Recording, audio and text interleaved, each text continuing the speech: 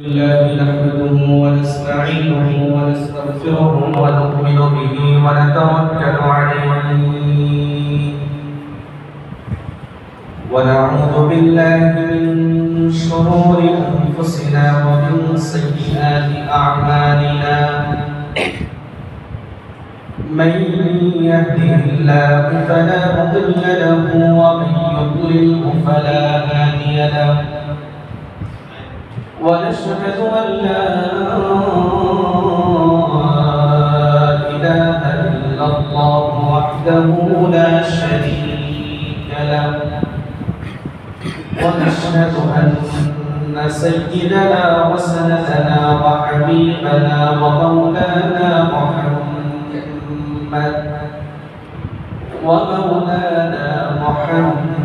محمدا عبده ورسوله صلى الله تعالى عليه وعلى آله وأصحابه وأزواجه وأهل بيته وسلم تسليما كثيرا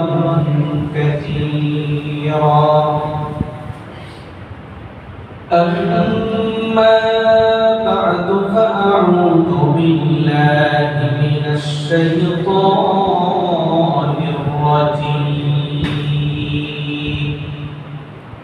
بسم الله الرحمن الرحيم ولله العزة ولرسوله وللمؤمنين ولكن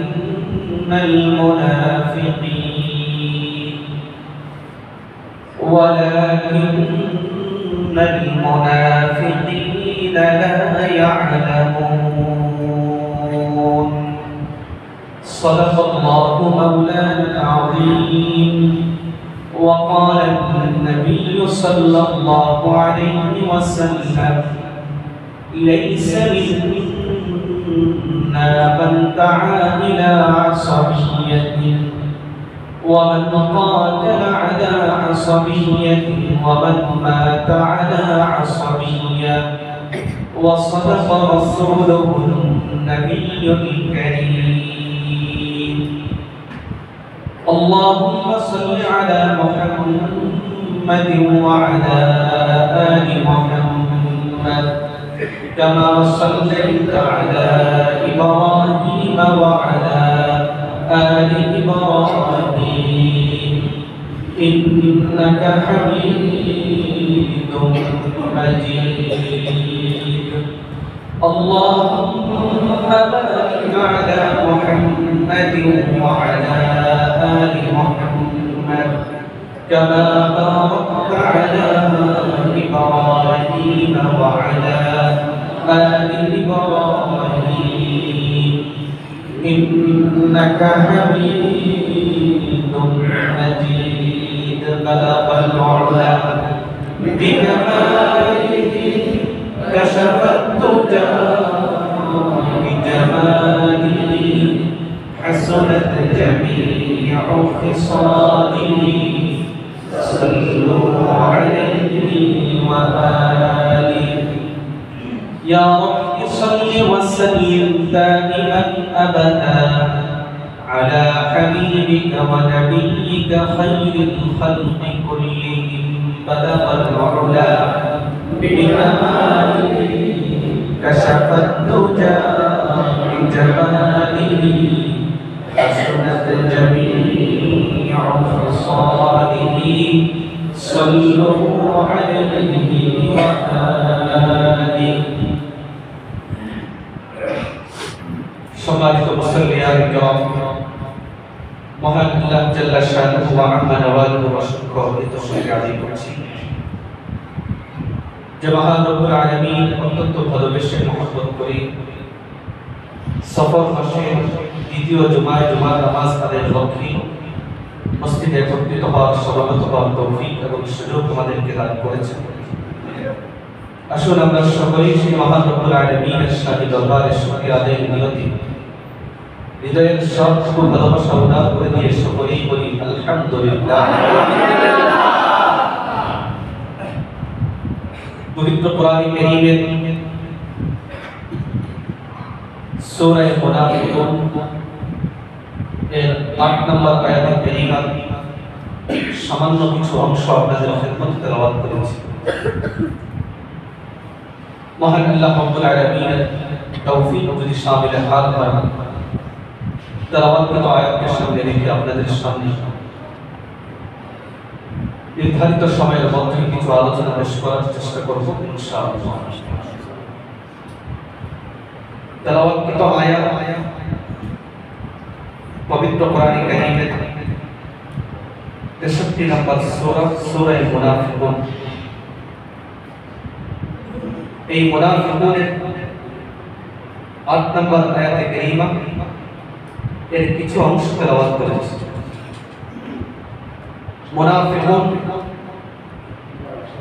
মুমিন এবং কাফেরদের মধ্যবর্তী এক শ্রেণী, যাদের অন্তরে রয়েছে কুফর, জবানে রয়েছে ঈমান। উদ্দেশ্য হলো মুমিনদের থেকেও স্বার্থ উদ্ধার করা, কাফেরদের থেকেও স্বার্থ উদ্ধার করা। তো এই শ্রেণীর মানুষকে বলা হয় মুনাফিক, যারা কাফেরদের তুলনায় মুমিনদের আরো বড় শত্রু।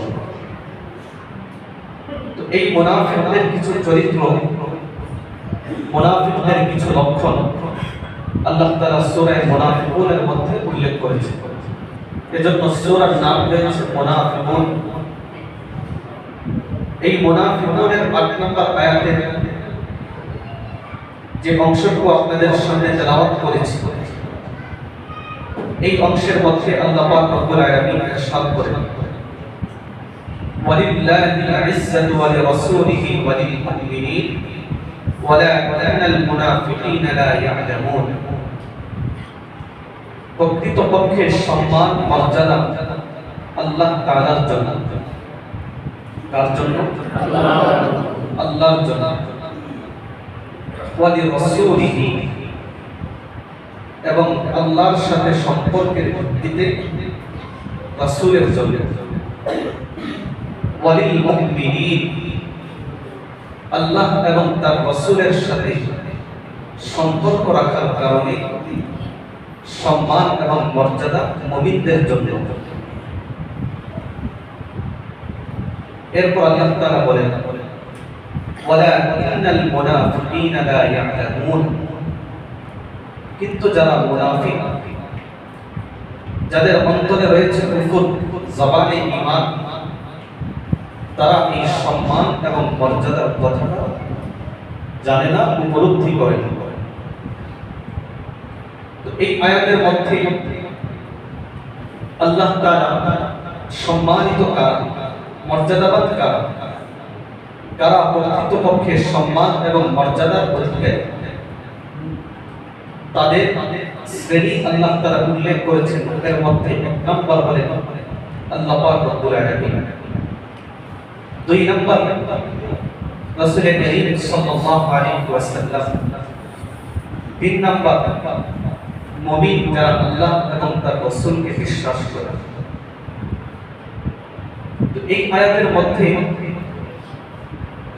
আল্লাহ তাআলা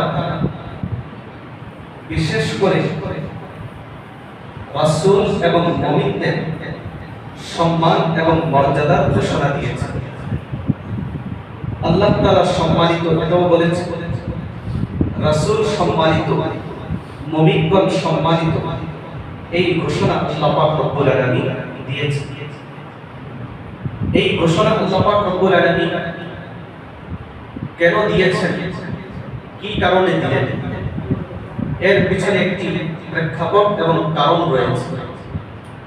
যে কোরআন কারীমের মধ্যে আল্লাহ তাআলা যা কিছু বলেন সব কিছুই হিকমত, উপকার, রহস্য থেকে খালি নয়। এই যে আয়াতের মধ্যে আল্লাহ এই সম্মানটুকু ঘোষণা করলেন, কেন করলেন, এর কারণ হাদিসের একাধিক কিতাবের মধ্যে এসেছে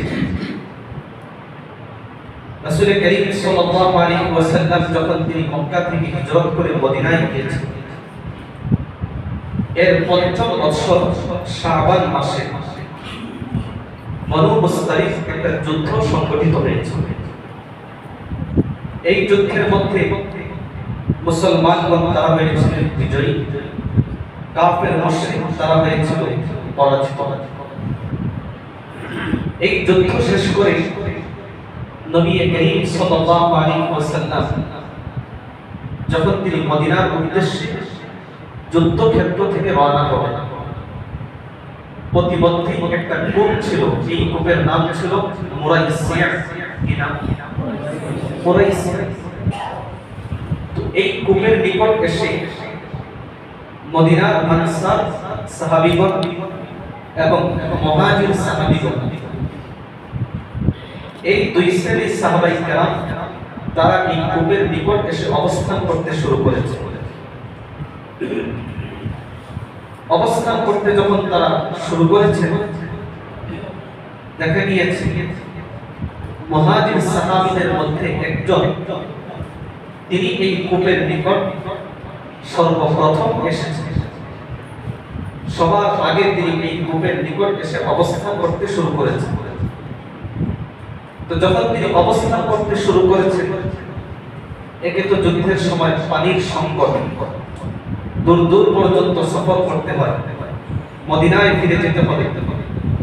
এই কারণে মুহাজির সাহাবী তিনি তার অন্যান্য যে সকল মুহাজির সাহাবায়ে কেরাম রয়েছে যারা মক্কা থেকে হিজরত করে মদিনায় এসেছেন, তাদের চিন্তা ফিকির করে, তাদের উপকারের দিকে লক্ষ্য করে তিনি এই কূপের চতুর্পার্শ্বে একটি করে পাথর দিয়ে পুরো কূপটাকে তিনি দখলে নিয়ে নিয়েছেন। উদ্দেশ্য হলো পরবর্তীতে যে সকল মুহাজির সাহাবায়ে কেরাম আসবেন, তারা যেন এই কূপ থেকে সহজেই পানি নিতে পারে।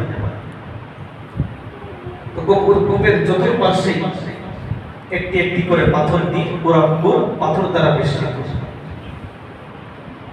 এই অবস্থায় আনসারী একজন সাহাবী, যারা মূলত ছিলেন মদিনার বাসিন্দা, মক্কা থেকে হিজরত করে যারা মদিনায় এসেছিলেন তাদেরকে সাহায্য করেছেন, তাদের মধ্যে একজন এই কূপের নিকট এসে তার উটনীকে তিনি ছেড়ে দিয়েছেন এই উদ্দেশ্যে যাতে উটনী এই কূপ থেকে পানি পান করতে পারে।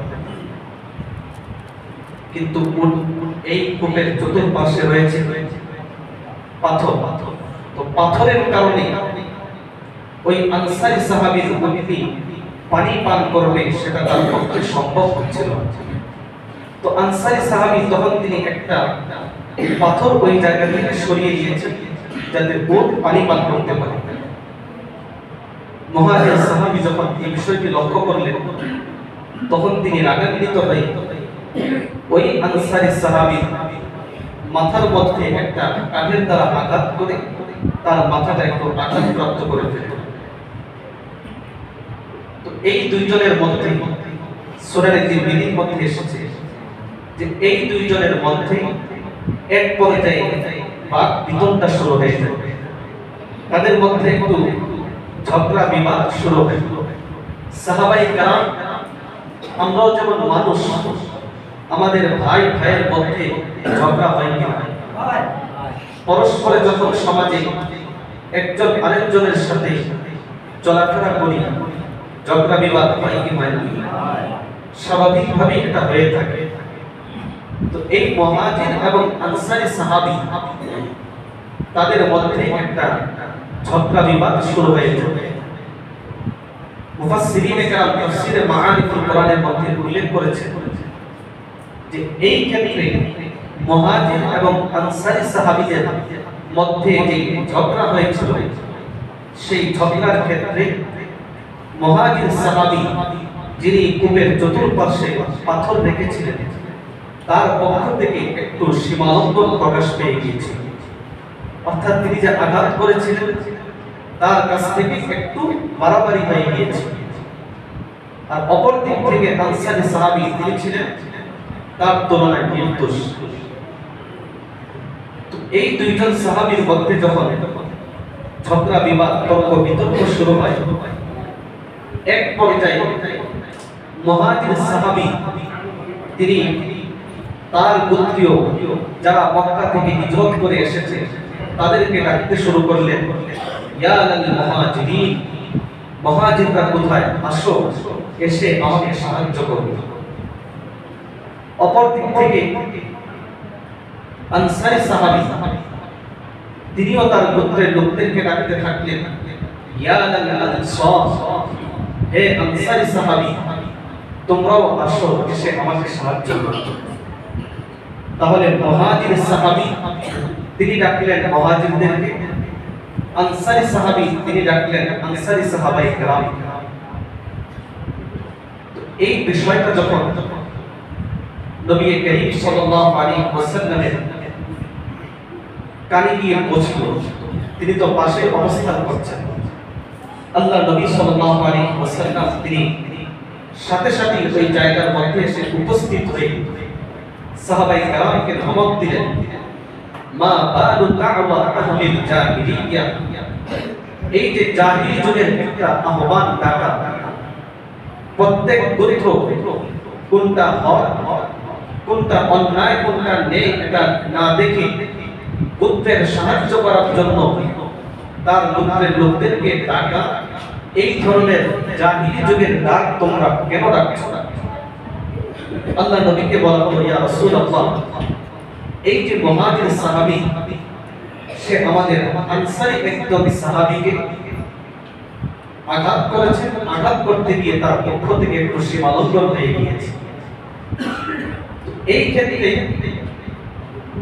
আনসারী সাহাবী তিনি ছিলেন ন্যায় এবং ইনসাফের উপর, মুহাজির সাহাবী তার ক্ষেত্রে মানুষ মানবিক যে স্বভাব, এই স্বভাবের কারণে কিছুটা সীমালঙ্ঘন তার থেকে হয়ে গিয়েছে।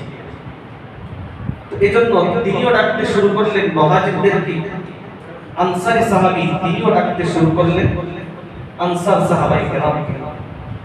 দুর্পক্ষের সাহাবায়ে কেরাম তারা এসে একত্রিত হয়ে গেলেন, একজন আরেকজনের কাছ থেকে প্রতিশোধ নিলেন। তো আল্লাহ নবী সাল্লাল্লাহু আলাইহি ওয়াসাল্লাম তাদেরকে লক্ষ্য করে বললেন, দাউহা ফাইন্নাহা মুফতিনাতুন, এই ধরনের ডাক তোমরা ছেড়ে দাও, কারণ এইভাবে ডাকা এটা হলো একটা দুর্গন্ধযুক্ত ডাক। অর্থাৎ মুহাজির সাহাবায়ে কেরাম তারা মুহাজির সাহাবীর আহ্বানে সাড়া দিয়েছে, একত্রিত হয়েছে, কিন্তু কে হক আর কে অন্যায়ের উপর রয়েছে সেটা তারা খেয়াল করে না। আনসারী সাহাবায়ে কেরাম তারাও একত্রিত হয়েছে, কিন্তু কোনটা ন্যায় আর কোনটা অন্যায় এটা না দেখে আনসারী সাহাবীর পক্ষ অবলম্বন করেছে। মুহাজির সাহাবায়ে কেরাম তারা মুহাজির সাহাবীদের পক্ষে অবস্থান নিয়েছেন, আনসারী সাহাবী তারা অবস্থান নিয়েছেন আনসারী সাহাবীদের পক্ষে। অর্থাৎ এই ক্ষেত্রে কে ন্যায় আর অন্যায়ের উপর রয়েছে এটা তারা কেউ খেয়াল করেন না। তো আল্লাহ নবী যখন তাদেরকে একটু ধমক দিলেন, ধমক দেওয়ার সাথে সাথে মুহূর্তের মধ্যে যে ঝগড়া শুরু হয়েছিল আল্লাহর নবীর কারণে সেটা একেবারেই শেষ হয়ে গেছে। কে মীমাংসা করেছেন? আল্লাহর নবী। ইন্নামাল মুমিনুনা ইখওয়াতুন ফাসলিহু বাইনা আখাওয়াইকুম, মুমিনরা হলো পরস্পর ভাই ভাই, অতএব তাদের মধ্যে যখন ঝগড়া হবে তখন তোমরা তাদের মধ্যে মীমাংসা করে দিবে। আল্লাহর নবী সাল্লাল্লাহু আলাইহি ওয়াসাল্লাম ওই মুহাজির এবং আনসারী সাহাবীদের মধ্যে মীমাংসা করে দিলেন। তারা মুহূর্তের মধ্যেই একে অপরকে ক্ষমা করে দিলেন, একে অপরকে ক্ষমা করে দিলেন, মাফ করে দিলেন। কিন্তু এই ঘটনার ক্ষেত্রে আনসারী সাহাবী তিনি আঘাতপ্রাপ্ত হয়েছিল। তো এই আনসারীদের মধ্যে একজন প্রসিদ্ধ মুনাফিক আব্দুল্লাহ ইবনে উবাই ইবনে সালুল, চিনি কিনা? আব্দুল্লাহ ইবনে উবাই ইবনে সালুল। এই আব্দুল্লাহ ইবনে উবাই ইবনে সালুল সে আনসারী সাহাবীদেরকে লক্ষ্য করে বলল, দেখো এই যে মুহাজির সাহাবী যারা মক্কা থেকে হিজরত করে মদিনায় এসেছে, যাদের কোনো ঘর বাড়ি আশ্রয় নেওয়ার মতো কোনো কিছুই তাদের ছিল না, তাদেরকে আমরা আশ্রয় দিয়েছি, তাদের ঘর বাড়ির ব্যবস্থা আমরা করে দিয়েছি, তাদেরকে আমরা থাকার সুযোগ করে দিয়েছি। আজকে এই মুহাজির সাহাবীরা তারাই আমাদের আনসারী সাহাবীদের উপর আক্রমণ করতে শুরু করেছে। অতএব এই যুদ্ধ শেষ করে যখন আমরা মদিনায় ফিরে যাব, মদিনায় ফিরে গিয়ে আমরা আনসারী সাহাবায়ে কেরাম মুহাজির সাহাবায়ে কেরামকে মদিনা থেকে বের করে দিব। কি করব? আনসারী সাহাবীরা মুহাজির সাহাবীদেরকে মদিনা থেকে বের করে দেব। এই ক্ষেত্রে আমি যে নরক শব্দে আপনাদের সামনে ব্যক্ত করলাম, ওই আব্দুল্লাহ ইবনে উবাই ইবনে সালুল সে এতটা নরম ভাষায় সেটাকে ব্যক্ত করে, সে এভাবে ব্যক্ত করেছে, আল্লাহ পাক রব্বুল আলামিন ইরশাদ করেন, لئن رجعنا إلى المدينة ليخرجن الأعز منها الأذل। যদি আমরা মদিনায় ফিরে যাই তাহলে আমাদের মধ্যে যারা সম্মানিত, তারা আমাদের মধ্যে যারা অপদস্থ লাঞ্ছিত, তাদেরকে মদিনা থেকে বের করে দেব। কে বের করবে? কে বের করবে? সম্মানিতরা বের করবে অপদস্থদের। তো এখানে আব্দুল্লাহ ইবনে উবাই ইবনে সালুল সম্মানিত বলতে বুঝিয়েছে নিজেকে এবং আনসারী সাহাবায়ে কেরাম, আর বের করে দিবে অসম্মানিত ব্যক্তিদেরকে। এদের দ্বারা সে বুঝিয়েছে রাসূল করিম সাল্লাল্লাহু আলাইহি ওয়াসাল্লাম এবং মুহাজির সাহাবায়ে কেরামকে। কাদেরকে বুঝিয়েছে? মুহাম্মদুর রাসূলুল্লাহ সাল্লাল্লাহু আলাইহি ওয়াসাল্লাম এবং মুহাজির সাহাবায়ে কেরাম। তো সে এইভাবে বলতো, যখন আমরা মক্কা থেকে মদিনায় ফিরে যাব, মদিনায় ফিরে যাওয়ার পর আমাদের মধ্যে যারা ছিল অসম্মানিত লাঞ্ছিত, যাদেরকে আমরা বাসস্থানের ব্যবস্থা করে দিয়েছি, থাকার ব্যবস্থা করে দিয়েছি, যাদের কোনো ঠাঁই ছিল না, যাদেরকে আমরা স্থান দিয়েছি, তাদেরকে অসম্মানিত ব্যক্তিদেরকে আমরা মদিনায় ফিরে যাওয়ার পর বের করে দেব। এই কথাটা যখন এই আব্দুল্লাহ ইবনে উবাই ইবনে সালুল সে বলল, তার উদ্দেশ্য ছিল মুসলমানদের মধ্যে সব সময় একটা মতানৈক্য, ইখতিলাফ, বিবাদ সব সময় সৃষ্টি করা। এজন্য আল্লাহর নবী মীমাংসা করে দেওয়ার পরও সে আবার নতুন করে সেই ঝগড়াকে মানুষের মাঝে তুলে ধরার জন্য সে আবার বলতে শুরু করলো যে ঝগড়া এখানেই শেষ নয়, বরং মদিনায় ফিরে যাওয়ার পর আমরা যারা আনসার, তারা আমরা মুহাজির এবং রাসূল, তাদেরকে আমরা মদিনা থেকে বের করে দেব। তো এই কথাটা সে বলেছিল আনসারী যে গোত্র ছিল মদিনার আনসারী সাহাবায়ে কেরামের মাঝে সে এই কথাটা বলেছিল।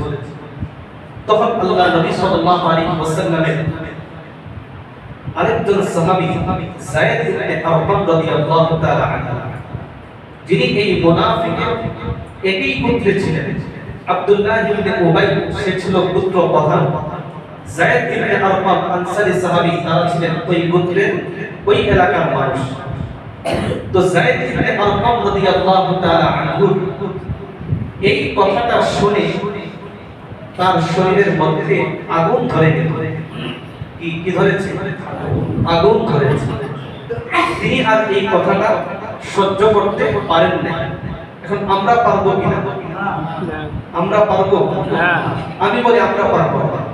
আমাদের শরীরে সেই আগুন ধরবে না, যার স্পষ্ট প্রমাণ হলো যে যখন এই মুনাফিকের কথাটা আপনাদের সামনে বলেছি, তখন আমরা সবাই কিন্তু নাউজুবিল্লাহ বলি না। সবাই বলেছি না? কি বলেন, সবাই বলেছি না? কারণ হলো আমরা এই কথাটা বুঝতেই পারি। তো এজন্য আমরা বলি যে আমাদের শরীরের মধ্যে আগুন ধরবে, কিন্তু বাস্তবে কিন্তু ধরে না। কি বলেন, ঠিক কিনা? ঠিক। এজন্য সব সময় আল্লাহর নবী সাল্লাল্লাহু আলাইহি ওয়াসাল্লাম সাহাবায়ে কেরামকে নিয়ে যখন ষড়যন্ত্র আর চক্রান্ত করা হয়, তখন সবাই কিন্তু আমরা প্রতিবাদ করি না।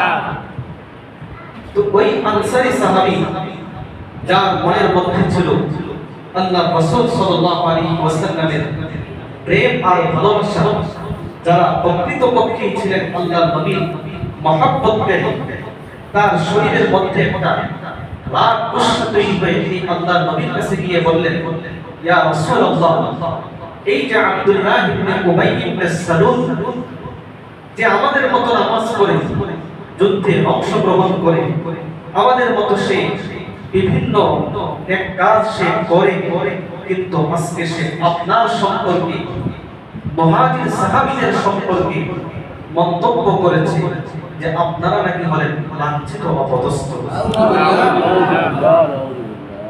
তো আল্লাহ নবী সাল্লাল্লাহু আলাইহি ওয়াসাল্লাম সে যে মুনাফিক এটা জানতেন, কিন্তু যেহেতু সে মুখে ঈমান এনেছে, এজন্য আল্লাহর নবী বিভিন্ন কারণে সেটা সমাজের মধ্যে প্রকাশ করতেন। আল্লাহর নবী তাকে ডাকলেন, ডেকে বললেন, বাস্তবে কি তুমি আমাদেরকে লাঞ্ছিত অপদস্থ তুমি বলেছো কিনা? মুনাফিক সে মুহূর্তের মধ্যেই বলতি মেনে সে বলল, না, এই ধরনের কোনো কথা আমি বলি, এই ধরনের কোনো কথা আমি বলতে পারি না। আপনার মহব্বত আমার অন্তরে রয়েছে, আপনাকে ভালোবাসি, মহব্বত করি, সব কিছু করি, আর আমি আব্দুল্লাহ ইবনে উবাই আপনার সম্পর্কে এই মন্তব্য করব, এটা কখনোই হতে পারে না। এবং সে যে এই কথাটা বলল, কথাটা বলতে গিয়ে সে অনেক কসম আল্লাহর নামে, অনেক কসম করে সে বলেছে যে আল্লাহর নামে কসম করে বলছি আমি এই ধরনের কোনো কথা বলিনি। এজন্য সূরার শুরুতেই আল্লাহ পাক রব্বুল আলামিন বলেছেন, ইযা জাআকাল মুনাফিকুনা ক্বালু নাশহাদু ইন্নাকা লারাসূলুল্লাহ। মুনাফিকরা যখন আপনার কাছে আসবে, তখন তারা বলবে যে অবশ্যই অবশ্যই আমরা স্বীকারোক্তি দিই আপনি হলেন আল্লাহর রাসূল। আল্লাহ রাসূল, আল্লাহ পাক রব্বুল আলামিন বলেন, আল্লাহু ইয়াশহাদু ইন্নাল মুনাফিকিনা লাকাযিবুন। আল্লাহ সাক্ষ্য দেন মুনাফিকরা হলো মিথ্যাবাদী। আল্লাহ নবী সাল্লাল্লাহু আলাইহি ওয়াসাল্লাম সম্পর্কে ওই মুনাফিক আব্দুল্লাহ ইবনে উবাই ইবনে সালুল যখন এই ধরনের মন্তব্য করলো, আল্লাহ নবী তাকে ডাকলেন, ডেকে প্রশ্ন করলেন, এই ধরনের কোনো মন্তব্য তুমি করেছো কিনা? ওই মুনাফিক আল্লাহ নবী সাল্লাল্লাহু আলাইহি ওয়াসাল্লামের সামনে একের পর এক কসম করে সে বলতে শুরু করলো, এই ধরনের কোনো মন্তব্য আমি করি নাই। যায়েদ ইবনে আরকাম সে আমার সম্পর্কে মিথ্যা বলেছে। কি বলেন, সত্য না মিথ্যা? যায়েদ ইবনে আরকাম আমার নামে সে মিথ্যা বলেছে। আমার গোত্রের লোক, আমার এলাকার লোক, তারপর সে আমার সম্পর্কে মিথ্যা বলেছে। আল্লাহ নবী সাল্লাল্লাহু আলাইহি ওয়াসাল্লাম ওই যায়েদ ইবনে আরকাম রাদিয়াল্লাহু তাআলা আনহুকে বললেন, আব্দুল্লাহ ইবনে উবাই ইবনে সালুল যেহেতু সে শপথ করে বলেছে সে বলে নাই, এই জন্য আমার কাছে মনে হচ্ছে তুমি হয়তো ভুল শুনেছো, তুমি হয়তো ভুল শুনেছো। দেখেন আল্লাহর নবীর মধ্যে কিন্তু স্বজন প্রীতি, তার দলের লোকদেরকে মুক্ত করে দেওয়া, তার লোকদের সাফাই গাওয়া, এটা কিন্তু আল্লাহর নবীর মধ্যে ছিল না। এজন্য মুনাফিক যাকে আল্লাহর নবী চিনতেন, জানতেন, কিন্তু সে যেহেতু কসম করে বলেছে, আল্লাহর নবী তাকে কোনো দোষারোপ করেননি, বরং যায়েদ ইবনে আরকাম যে আল্লাহর নবীর একনিষ্ঠ সাহাবী ছিল, তাকে বললেন তুমি হয়তো ভুল শুনেছো, সে হয়তো অন্যটা বলেছে, তুমি হয়তো ভুল শুনেছো। আল্লাহর নবী কিন্তু তার পক্ষ নিয়ে বলেন নাই, যে আমার সাহাবী যায়েদ ইবনে আরকাম আমার দলের আমার অনুসারী, সে বলেছে অবশ্যই সত্য হবে। আর মুনাফিক যে আমাকে ভালোবাসে না, সে মিথ্যা বলেছে, সেটা কখনোই আল্লাহর নবী বলেন না। আল্লাহর নবী সাল্লাল্লাহু আলাইহি ওয়াসাল্লাম যায়েদ ইবনে আরকাম রাদিয়াল্লাহু তাআলা আনহুকে যখন এই কথাটা বললেন, যায়েদ ইবনে আরকাম রাদিয়াল্লাহু তাআলা আনহু তার মনের মধ্যে একটা পেরেশানি তৈরি হয়ে গেল। আল্লাহর নবীর প্রতি ভালোবাসা আর মহব্বত দেখাতে গিয়ে আমি বললাম, এখন আমাকে আল্লাহর নবীর সামনে মিথ্যাবাদী হতে হলো। যায়েদ ইবনে আরকাম তাকে তার চাচা শাসাতে শুরু করলেন যে তোমার কি দরকার ছিল এমন যে এই কথাটা তুমি বলতে গেলে আর আল্লাহর নবীর সামনে তুমি মিথ্যাবাদী হয়ে গেলে, এই কথাটা বলার তোমার কি দরকার ছিল?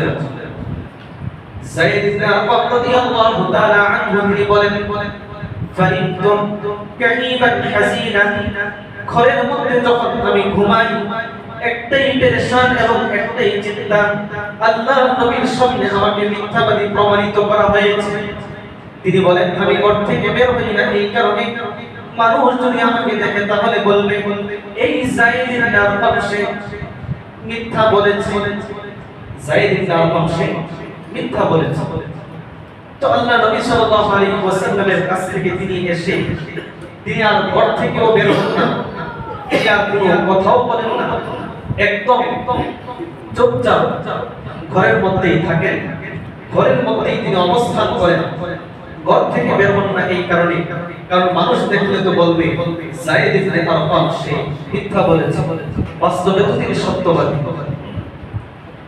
আল্লাহ পাক রব্বুল আলামিন এই পুরো বিষয়টা যখন হয়ে গেল, আব্দুল্লাহ ইবনে উবাই সে অপরাধ করার পর নির্দোষ প্রমাণিত হয়ে গেল তার কসমের কারণে, আর যায়েদ ইবনে আরকাম তিনি মিথ্যায় দোষী না হলেও আব্দুল্লাহ ইবনে উবাইয়ের বাক্যতার কাছে তিনি হেরে গেলেন, তিনি তখন দোষী হয়ে গেলেন। আল্লাহ পাক রব্বুল আলামিন সাথে সাথে সূরা মুনাফিকুনের এই পূর্ণাঙ্গ সূরা আল্লাহ অবতীর্ণ করেছেন। সুবহানাল্লাহ। অবতীর্ণ করে আল্লাহ পাক রব্বুল আলামিন জানিয়ে দিলেন বাস্তবে যায়েদ ইবনে আরকাম সে হলো সত্যবাদী। যায়েদ ইবনে আরকাম যে আব্দুল্লাহ ইবনে উবাই ইবনে সালুল সম্পর্কে যে কথা আপনার কাছে বলেছে সেটা বাস্তব বলেছে, সত্য বলেছে। আব্দুল্লাহ ইবনে উবাই ইবনে সালুল বাস্তবেই সে আপনাকে এবং মুহাজির সাহাবায়ে কেরামকে সে অপদস্থ লাঞ্ছিত করেছে। তো কে সত্যবাদিতার ঘোষণা দিলেন? আল্লাহ। আল্লাহ পাক রব্বুল আলামিন দিয়েছেন।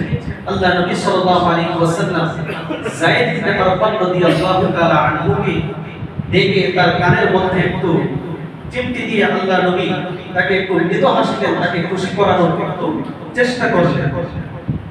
তো এই পুরো ঘটনা যখন সংঘটিত হয়ে গেল, তখন ওমর ফারুক রাদিয়াল্লাহু তাআলা আনহু যিনি ছিলেন সাহাবায়ে কেরামের মধ্যে একজন ব্যতিক্রম সাহাবী, যিনি ছিলেন সাহাবায়ে কেরামের মধ্যে যার গুণ এসেছে ওয়াশাদুহুম ফি আমরিল্লাহি ওমর, আল্লাহর বিধানের ক্ষেত্রে সবচেয়ে বেশি কঠোর ছিলেন ওমর ফারুক রাদিয়াল্লাহু তাআলা আনহু। তো তিনি যখন দেখলেন মুনাফিক একে তো দোষ করলো, অপরাধ করলো, আবার সে যায়েদ ইবনে আরকাম রাদিয়াল্লাহু তাআলা আনহু সম্পর্কে মন্তব্য করলো যে যায়েদ ইবনে আরকাম সে মিথ্যা বলেছে, আল্লাহর নবী এবং আনসারী মুহাজির সাহাবায়ে কেরামকে সে লাঞ্ছিত, অপদস্থ বলে সে আখ্যায়িত করেছে। সাথে সাথে ওমর ফারুক রাদিয়াল্লাহু তাআলা আনহু বললেন, আলা নাকতুলু ইয়া রাসূলুল্লাহি হাদাল খাবীর, হে আল্লাহর রাসূল, এই যে খবিস আব্দুল্লাহ ইবনে উবাই ইবনে সালুল, তাকে কি আমরা হত্যা করব না? দানি আদরিবু হাদাল মুনাফিক, আল্লাহর রাসূল আমাকে একটু সুযোগ দেন, এই মুনাফিকের গর্দান আমি উড়িয়ে দিব। কি করব? এই মুনাফিকের গর্দান আমি উড়িয়ে দিব। কথাটা কে বলেছে? ওমর ফারুক রাদিয়াল্লাহু তাআলা আনহু বলেছে। কার সামনে বলেছেন? আল্লাহ নবী সাল্লাল্লাহু আলাইহি ওয়াসাল্লামের সামনে বলেছেন। এখন আল্লাহ নবী কি জবাব দিলেন এটার আগে এখন আমাদের মধ্যে যদি আজকে উমর ফারুক রাদিয়াল্লাহু তাআলা আনহু আজকে আমাদের এই খাঁটি মুসলমান যারা আমরা নিজেদেরকে দাবি করি তাদের সামনে যদি এই বক্তব্যটা তিনি দিতেন যে হে আল্লাহর রাসূল আমাকে একটু সুযোগ দেন, আমি এই মুনাফিকের গর্দান উড়িয়ে দিব, তাহলে আমাদের প্রতিক্রিয়া কি হতো? যারা আমরা নিজেদেরকে মুমিন দাবি করি, মুসলমান দাবি করি, সব সময় নিজেদেরকে খাঁটি মুসলমান হিসেবে প্রমাণ করার চেষ্টা করেছি, তারা হয়তো একটা তখন মিছিল বের করে দিতাম যে এই যে একজন সন্ত্রাস, জঙ্গিবাদী, উগ্রবাদী যে মানুষের গর্দান উড়িয়ে দিতে চায় তাকে আর এই বাংলাদেশে জায়গা দেওয়া যাবে না। কি বলেন, ঠিক কি না? মানে আল্লাহ রাসূলের এই সাহাবীর এই কথাটা যদি তিনি আমাদের বর্তমান এই খাঁটি মুসলমানদের যুগে বলতেন তাহলে এরকম মুসলমান কি পাওয়া যেত না?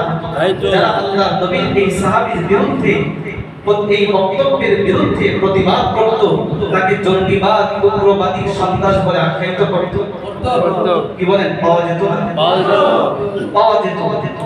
এজন্যই যারাই কোরআনের এই কথাগুলো বলেন, আল্লাহর বিধানের কথাগুলো বলেন, কোরআনের হক কথাগুলো বলেন, তাদেরকে হয়তো কখনো জঙ্গিবাদী বলা হয়েছে, কখনো উগ্রবাদী বলা হয়েছে, কখনো সন্ত্রাস বলে আখ্যায়িত করা হয়েছে।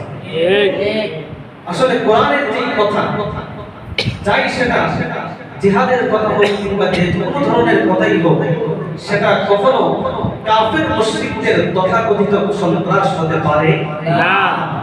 কাফের মুশরিক তারা যেটাকে জঙ্গিবাদ বলে, পবিত্র কোরআনে কারীমের কোনো বিধান সেটা জঙ্গিবাদ হতে পারে না। তো আল্লাহর নবী এই বক্তব্য যখন তার সামনে পেশ করা হয়েছে, আল্লাহর নবী কিন্তু তাকে বলেননি যে তোমার এই বক্তব্যটা ঠিক হয়নি। আল্লাহর নবী ওমর ফারুক রাদিয়াল্লাহু তাআলা আনহুকে বললেন, দাউহু, হে ওমর তাকে ছেড়ে দাও, তাকে ইচ্ছে করলে মারা যায়, তাকে হত্যা করা যায়, কিন্তু যদি হত্যা করি তাহলে সে তো দাবি করে মুসলমান। আব্দুল্লাহ ইবনে উবাই ইবনে সালুল সে তো নিজেকে দাবি করে মুসলমান। এখন তাকে যদি মারতে যায়, তুমি যদি তাকে হত্যা করো, তাহলে মদিনার লোকেরা তখন বলতে শুরু করবে, দেখো মুহাম্মদ তার সাথীদেরকে হত্যা করে, মুহাম্মদ যারা ইসলাম ধর্ম গ্রহণ করেছে তাদেরকে সে হত্যা করে, এই ধরনের একটা অপবাদ চালিয়ে দিবে। এই জন্য তাকে হত্যা করা দরকার। তারপর এই কাজ থেকে তুমি বিরত থাকো, এই কারণে মানুষ যেন বলতে না পারে যে ওমর ফারুক সে তার সাথী সঙ্গীদেরকে হত্যা করে। কিন্তু আল্লাহর নবী কিন্তু তার এই বক্তব্যের কোনো প্রতিবাদ করেন না। তাহলে তার এই বক্তব্যটা সঠিক ছিল, কি বলেন? সঠিক ছিল। আর সঠিক থাকলে এই কারণেই, কারণ আল্লাহর নবী সাল্লাল্লাহু আলাইহি ওয়াসাল্লাম বলেছেন, ইন্নাল্লাহা ওয়াদাআল হাক্কা আলা লিসানি উমর ইয়াকুলু বিহি, যে আল্লাহ তাআলা ওমর ফারুক রাদিয়াল্লাহু তাআলা আনহুর জবানের মধ্যে হক তিনি রেখে দিয়েছেন। ওমর ফারুক যা বলেন সব কিছু হক, সব কিছু হক। এইজন্য দেখা যায় ওমর ফারুক রাদিয়াল্লাহু তাআলা আনহু তিনি যদি কোনো একটা বক্তব্য পেশ করতেন, তার মনের একটা তামান্না পেশ করতেন যে আল্লাহর রাসূল ইসলামের এই বিধানটা যদি এমন না হয়ে এমন হতো তাহলে মুসলমানদের জন্য উপকার হতো, এই রকম একটা তামান্না কোন বিধানের ব্যাপারে যদি তিনি পেশ করতেন, আল্লাহ পাক রব্বুল আলামিন তার মনের সেই তামান্না পূরণ করে তার সেই চাওয়া বিধান আল্লাহ কোরআনের মধ্যে অবতীর্ণ করে দিতেন। সুবহানাল্লাহ। কার মনের চাওয়া?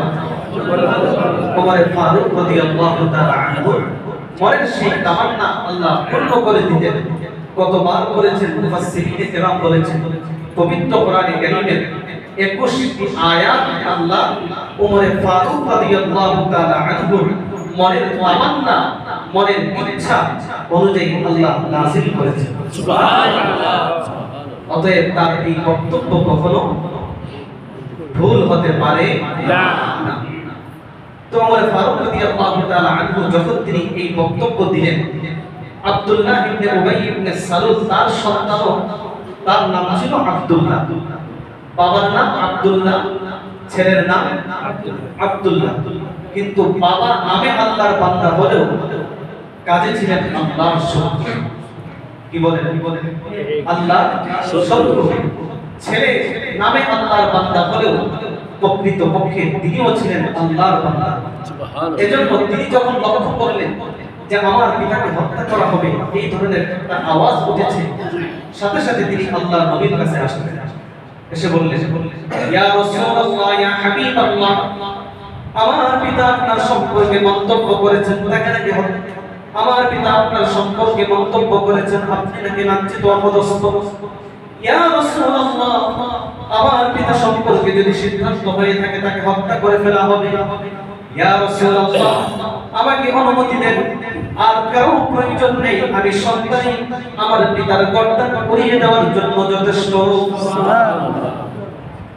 আমাকে অনুমতি দেন, কারণ অন্য কেউ যদি আমার বাবাকে মারে তাহলে হয়তো যেহেতু আমি সন্তান, তিনি আমার পিতা, যদিও ইসলামের দুশমন, কিন্তু যখন আমার পিতাকে অন্য কেউ মারবে, আঘাত করবে, সন্তান হিসাবে যখন আমি তাকে দেখব, স্বাভাবিকভাবেই তখন আমার একটু খারাপ লাগবে। এজন্য তাকে যদি আপনি মারতেই চান তাহলে আমাকে অনুমতি দেন, আমি আব্দুল্লাহ আমার পিতার গর্দান আপনার সামনে উপস্থিত করে নিয়ে আসুন। আল্লাহ নবী সাল্লাল্লাহু আলাইহি ওয়াসাল্লাম বললেন, না না না, তোমার পিতার সামনে, তোমার পিতার সাথে আমরা এই ধরনের কোনো আচরণ করব না। আল্লাহ নবীর ওই সাহাবী আব্দুল্লাহ ইবনে উবাই ইবনে সালুল তার সন্তান যখন তিনি এই কথাটা শুনলেন, তখন তিনি মদিনার দরজার মধ্যে দাঁড়িয়ে গেলেন। দাঁড়িয়ে তিনি তার পিতার জন্য অপেক্ষা করছেন। যেই মাত্র তার পিতা মদিনার দরজার সামনে আসলেন, পিতাকে লক্ষ্য করে বললেন, পিতা, যতক্ষণ পর্যন্ত আমার রাসূল আপনাকে অনুমতি না দিবেন ততক্ষণ পর্যন্ত আমি আপনাকে এই মদিনায় প্রবেশ করার অনুমতি দিতে পারি না। ইয়া হে আমার পিতা, আপনি আল্লাহর রাসূল সাল্লাল্লাহু আলাইহি ওয়াসাল্লাম সম্পর্কে মন্তব্য করেছেন, আল্লাহর রাসূল তিনি নাকি হলেন অপমানিত, আপনি নাকি হলেন সম্মানিত। হে আমার পিতা, যতক্ষণ পর্যন্ত এই মদিনার দরজায় দাঁড়িয়ে আপনি ঘোষণা না দিবেন যে আপনি আব্দুল্লাহ ইবনে উবাই ইবনে সালুল হলেন প্রকৃতপক্ষে অপমানিত আর আল্লাহর নবী হলেন সম্মানিত, এই ঘোষণা যতক্ষণ পর্যন্ত না দিবেন আমি সন্তান আপনাকে ততক্ষণ পর্যন্ত এই মদিনায় প্রবেশ করার সুযোগ আমি আপনাকে দিব না। আল্লাহ নবী শেষ পর্যায়ে তাকে অনুমতি দিয়েছেন। তো এই অনুমতি দিয়েছেন, এই প্রসঙ্গে আল্লাহ পাক রব্বুল আলামিন সূরা মুনাফিকুনের এই পূর্ণাঙ্গ সূরা অবতীর্ণ করে ঘোষণা দিলেন যে মুনাফিক যদি কাউকে, দুনিয়ার সমস্ত মানুষ যদি মিলে কাউকে অপমানিত, লাঞ্ছিত, অপদস্থ হওয়ার ঘোষণা দেয় আর প্রকৃতপক্ষে সে যদি সেই ঘোষণার যোগ্য না হয় তাহলে কোনো কাজ হবে না। আল্লাহ পাক রব্বুল আলামিন ঘোষণা দিয়ে দিলেন, তারা যতই ঘোষণা করুক অপমানিত, লাঞ্ছিত, অপদস্থ, আমি আল্লাহ ঘোষণা দিয়ে দিলাম প্রকৃতপক্ষে সম্মান, মর্যাদা, ইজ্জতের অধিকারী হলেন আল্লাহ এবং তার রাসূল এবং মুমিন। তো এই সংক্ষিপ্ত ঘটনা থেকে তাফসীরে মাআরিফুল কোরআনের মধ্যে আল্লামা মুফতি শফি রাহমাতুল্লাহ আলাইহি তিনি একটা শিক্ষাকে খুব স্পষ্ট করে তুলে ধরেছেন। সেটা হলো যে এই ঘটনার মধ্যে আল্লাহ পাক রব্বুল আলামিন যে বিষয়টাকে খুব নিন্দনীয় করে দেখেছেন সেটা হলো স্বজন প্রীতি, নিজের দলের মহাব্বত এবং ভালোবাসায় অন্যের উপর আক্রমণ করা, এই জিনিসটাকে আল্লাহর নবী সাল্লাল্লাহু আলাইহি ওয়াসাল্লাম খুব নিন্দা করেছেন। সেটা হলো যে মুহাজির সাহাবী তার পক্ষ থেকে একটু বাড়াবাড়ি হয়ে গিয়েছে, যেটা শুরুতেই বলেছি। আনসারী সাহাবায়ে কেরাম তারা ছিলেন নির্দোষ, কিন্তু যখন তারা উভয়ে ডাক দিলেন তখন মুহাজির সাহাবায়ে কেরাম তারা কে সত্য আর কে অসত্যের উপর রয়েছেন সেটা না দেখে মুহাজির সাহাবী দেখেছেন এই ডাকে সাড়া দিয়ে তারা মুহাজির সাহাবীর পক্ষাবলম্বন করেছে। কি বলেন, বলেছেন কিনা? তারা তখন কে নির্দোষ আর কে দোষী এটা দেখেন না দেখে তখন তারা মুহাজির সাহাবীর পক্ষে অবস্থান নিয়েছেন। আল্লাহ পাক রব্বুল আলামিন এই বিষয়টাকে নিষেধ করেছেন যে সাহায্য করা এটা খুব ভালো বিষয়, কিন্তু নিজের সম্প্রদায়কে, নিজের পুত্রকে, নিজের আত্মীয়কে, নিজের পরিচিতজনকে জুলুম এবং অন্যায়ের ব্যাপারে সহযোগিতা করা এটা হলো মারাত্মক অপরাধ। এটা কি?